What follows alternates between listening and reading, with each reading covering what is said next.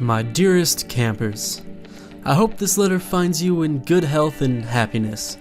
It's now been 2 months since I set out on the Oregon Trail with Mac, Jess, Shadow, and Nabo, and it pains me to tell you that the trail's been far tougher than we ever could have imagined. First off, my very cool wagon trail hat has failed to inspire any awesome nicknames like I had hoped.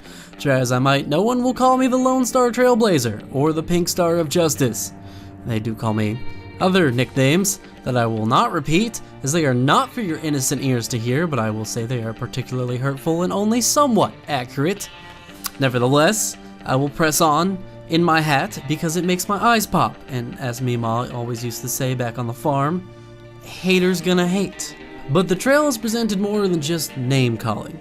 Despite reassurances from the independent shop owner that 200 pounds of food per person would be enough, we have run out pretty much immediately. Luckily, I have become quite the expert hunter. I often shoot upwards of thousands of pounds of food on a single trip. And while I can only carry 100 pounds back to camp, the clearly never-ending natural resources of the West more than make up for it. And food is really the least of our problems. The nickname thing is the largest of our problems, and in the middle, we have the many diseases and afflictions that befall our party. Sadly, it seems that Mac and Jess have become the most accident-prone. You can only assume they have angered God, for it seems we cannot travel a single day without them catching typhoid, or breaking an arm, or getting a snake bite, or typhoid again, broken arm, typhoid, broken leg, and of course, so much dysentery. Like oh my god, it is a crazy amount of dysentery. Despite all of this, we travel onwards towards Oregon in hopes of reaching a high score and a new life. Tomorrow we must cross a river that is at its deepest point 3 feet. I tell you this not to worry you, but so that you may prepare yourself for the inevitability that one or even all of us are lost as we try to ford this river. I hope to write to you soon, if I survive. Love, your dearest, the Lone Star Trailblazer with the coolest hat, Aaron Wigwam.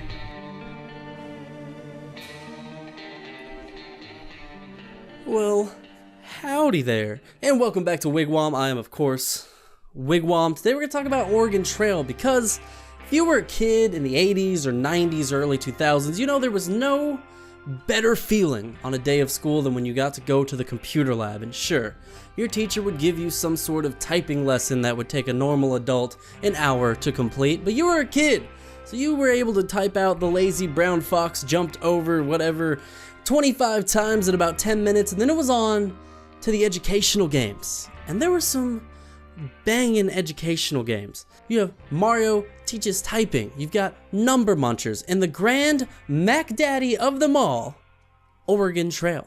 No other educational game could ever claim to have such a universal grip on our sugar-addled brains. There was something special about booting up that start screen, punching in your friends' names, and then yelling across the classroom to let your friend John know he had just died of dysentery.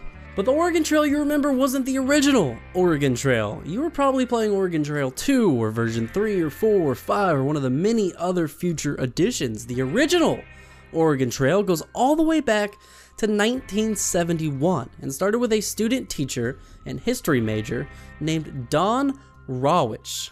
You see, Don, while getting his education to become a teacher, was tasked with creating a lesson plan based on the westward migration of the 1800s. And his grand idea to do this, the Oregon Trail board game. That's right, Oregon Trail actually started its life as a board game. Computer games were barely even a thing in 1971, but it was thanks to Don's 2 roommates, 2 math majors and fellow student teachers, that they decided, hey, we could turn this into something real special.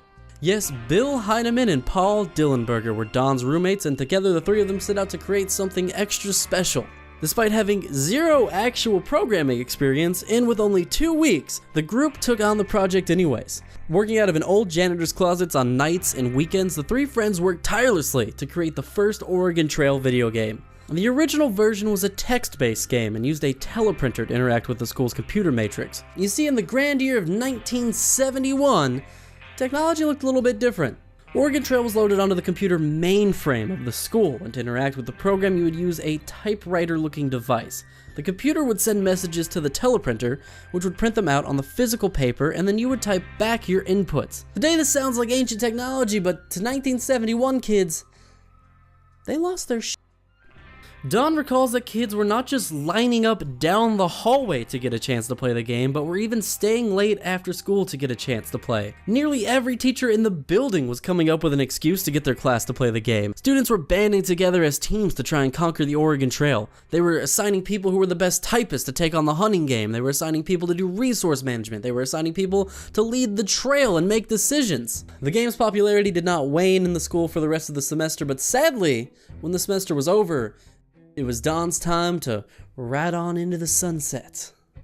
At the end of the semester, Don deleted the game from the computer's mainframe. It was time for him to move on, but luckily, before he went, he printed off the 800 lines of source code and took it with him. And that was almost the end of the game right there. It wasn't until 3 years later that Don would get a job at the Minnesota Educational Computing Consortium, or MEC for short. MEC was a state-funded organization that developed educational software, and it's where Oregon Trail would be given new life. Now, you may be thinking Don got hired at MEC because of his previous experience with the Oregon Trail, but actually, it was totally incidental. It turns out MEC didn't even know about the Oregon Trail when Don got hired. Don went up to them and asked if they'd like one more game to put onto their computer, and they said, sure, you could never have enough educational resources. So Don decided not just to put the game onto their computer mainframe, but to give it a cultural and historical overhaul to make the game even more historically accurate than it had already been. After giving Oregon Trail the quick overhaul, Don uploaded it to the MEC timesharing network, where it became their most popular game ever by far. You see, they could track how many people were accessing every game and every application on the daily basis. Some games 10 times per day, some games hundreds of times per day. Oregon Trail, thousands of times a day. A few years passed like this, and in 1978, MEC was making a push for schools to keep up with modern technology. And the way they were going to do this? The Apple II, baby. Using an Apple II is very easy. The only hard part is getting your kid away from it. You see, Apples are the leading computers in schools, so even though you bought it to help you work at home, your kid will want to use it for his own homework. Of course, if all else fails, there's one last thing you can try. Get him an Apple of his own. See, before the hype of iPhones and iPods, there was the hype for the Apple home computer, back when home computers were just becoming a thing. And what better way to get schools and kids interested in the Apple II than a video game?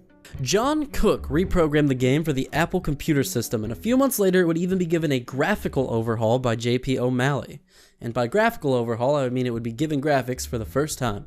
And this, my friends and fellow campers, led way to the Oregon Trail that we all hold so dearly in our hearts. You see, from here the game would go on to grow from being a part of the MEC Elementary series of game discs to being a standalone game to eventually generating 1/3 of the MEC overall annual funding of $30 million in 1995.